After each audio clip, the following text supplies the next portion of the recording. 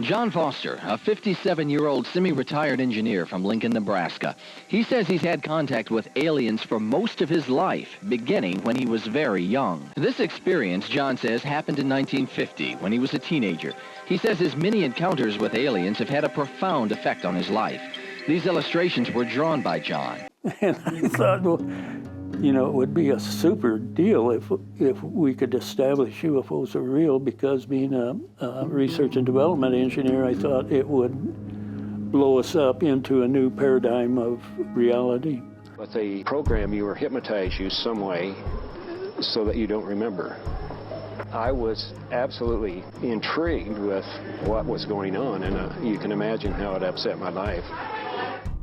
So the question was, how have you helped others who have had similar experiences? When they've come to you at conferences, how have you been able to help them with what they might feel is frightening and confusing? Strange, they would hear about my encounters, and I would always have my drawings with me, and the drawings just freak people out.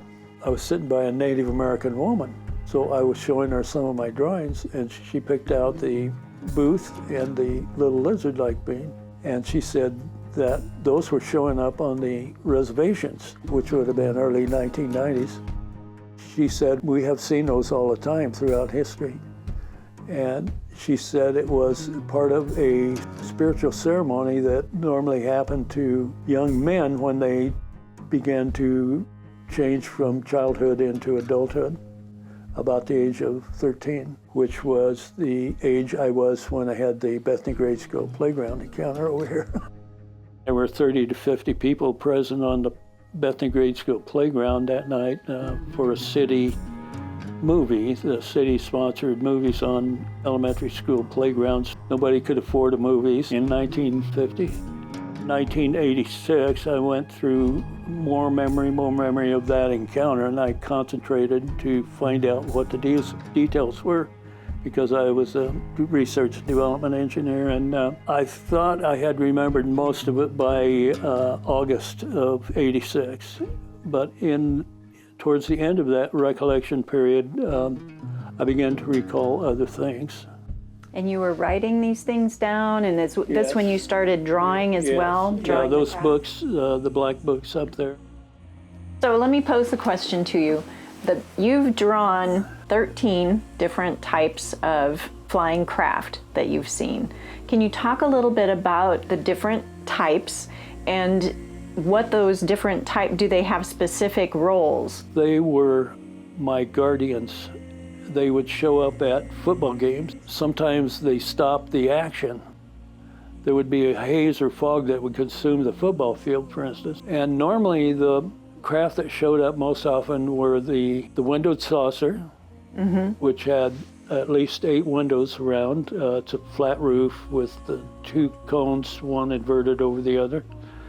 That was often used to introduce an encounter. The saucer would fly in, and then there would be a booth developed that looked like the cabin of a stagecoach. At that same time, or a little later, there would be a flight of 4 or 5 disc-shaped craft that would show up. And they had 2 headlights on the front, and they irradiated some kind of radiation. You could see it. It was like a blue illumination. It would sometimes illuminate everything blue around us, and it would just hover there. The voice sometimes would talk from the discs. Then there was a coffin-shaped object. It would manifest, or we'd be walking through the woods, and there it was, sitting on the ground. And there would be a distorted atmosphere around it. And the voice would be talking and whatever he talked about. And we would walk over sometimes and touch it. And sometimes our hands would go through it, and we would feel a mild electric shock. Other times we'd hit it, and it would be solid. Okay, it's interesting that the coffin-shaped object has been painted in oil paintings in some paintings that were created during the Middle Ages.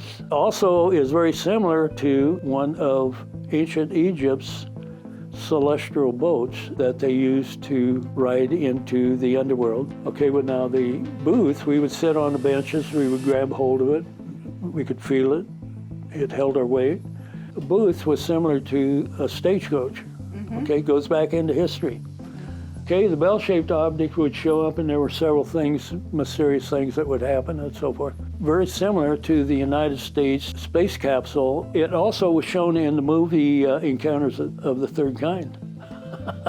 There was a tent-like object that we were asked to get in sometimes and go through an excruciating conditioning session. What they said was to develop us into better human beings. So I would go in and they would tell me to turn around and face the door, kneel down, and I would start feeling excruciating forces on my body and my mind. Soon there would be a light that came up and hovered right in front of my forehead, about right here. And the forces would begin to get much stronger and intense, and I would yell out that I couldn't stand it anymore. And the voice would tell me to hold on, that it won't last much longer.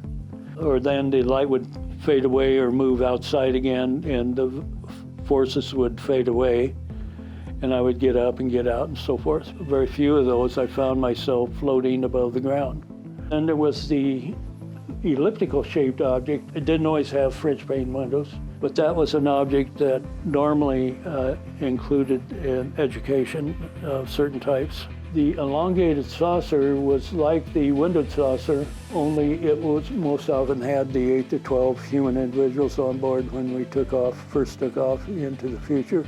The upside down tub was an object that explained had a front and a back section. People who were not qualified had to ride in the back, and people who were qualified could ride in the front. Okay?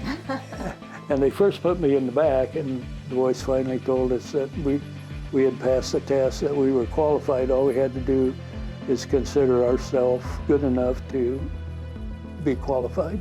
Well, the teepee, that normally included historic ancient symbols, and they explained the meaning of the symbols to me sometime, but it also included information on the Native Americans. And then there's the big, large object that has the rounded body and the fuselage out front, and that was used for educational purposes. And I later got just a brief information about taking humans from one place to another, which would be one dimension to another, or from one galaxy to another, or wherever those places are, that we can't completely define now in physics and through logic and that sort of thing.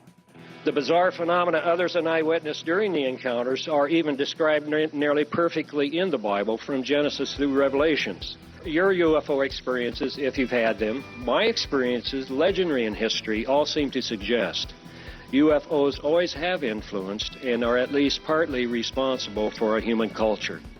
Well, they told us who they were, what they were doing.